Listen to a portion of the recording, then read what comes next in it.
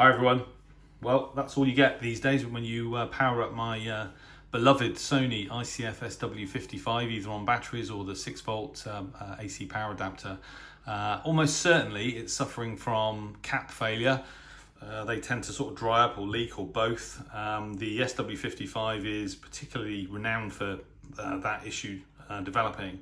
But the difference between this radio and the other Sony of mine that's failed, which was the ICF-2001, is that I'm actually going to get this radio fixed. I sort of have an emotional attachment to it, I think I bought it in 2016, towards the end of 2016.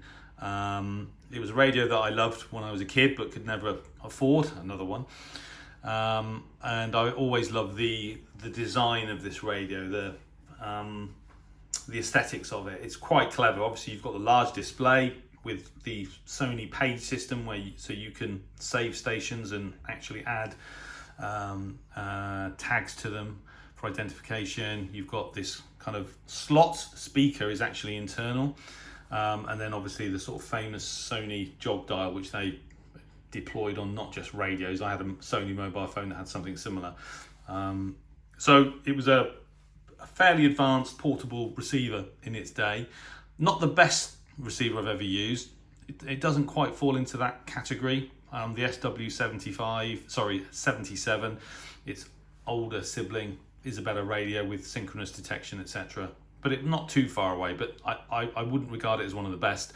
A good portable. I think I agree with the medium wave circle. They described its performance as similar to the ICF-7600G, of which I have one and have owned a couple. I think that's about right. The 7600G obviously has synchronous detection, whereas this doesn't, but overall similar to that radio. So not quite at the top of the pile, but as I said, I have an emotional attachment to it, and for that reason, I'm going to get it fixed. I'm going to pack it up this afternoon and send it to Graham, who runs the popular Radio Cruncher YouTube channel. I've actually got him saved in my phone as Graham Radio Genius, because he can fix just about anything. So I've been in touch with him, and I'm going to send it to him, and he's going to recap it, and hopefully I'll get it back. So I've been lucky that I've only had a couple of failures. When you collect old radios for as long as I have, eventually time catches up with you, and you're going to get problems. So this Sony, the 2001, have both failed now. As I record this video, I actually have a problem with my Kenwood TS480HX, which won't power up. So I don't know whether I'll be sending that radio to Graham at some point. I'm just sort of working through that now, but I've been lucky because I've bought a lot of radios in the last 7 or 8 years, and I've only had sort of 2 or 3 failures. So I've been lucky up until now, but it's always difficult. It's going to cost. I think Graham's going to replace the caps with he's going to use tantalum capacitors, which have superb longevity. So it's going to cost a bit more, but I think it's worth it. I want this radio to continue for many years to come. And Graham previously refurbished my Yaesu FRG 7700, did a superb job on that quite a few years ago now, still going strong. So yes, that's what I'm going to do. So hopefully, when I get it back, it will appear in some more videos again. It's been quite a while, probably 3 years or so since it appeared in one of my videos. So I'm looking forward to sending it off and getting it back in full working order again. Anyway, let me know your views on this radio.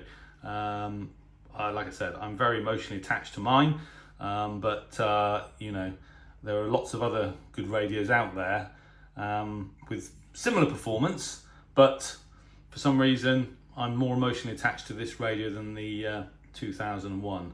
Part of the reason for that is because the performance of the 2001 really was very uninspiring. It wasn't designed to operate, I think, in the 20th century. It was so sensitive to QRM, very, very susceptible to noise, electrical noise. It was almost unusable at home, even in the garden.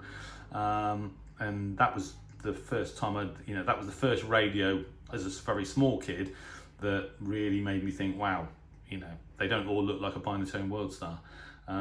This radio was manufactured from 95 to 98, which means it's at least 25 years old.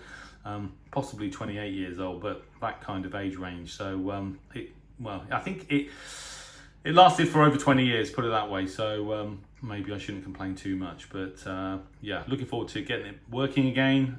So thank you to Graham, Radio Cruncher. Check out his YouTube channel. That guy is so clever.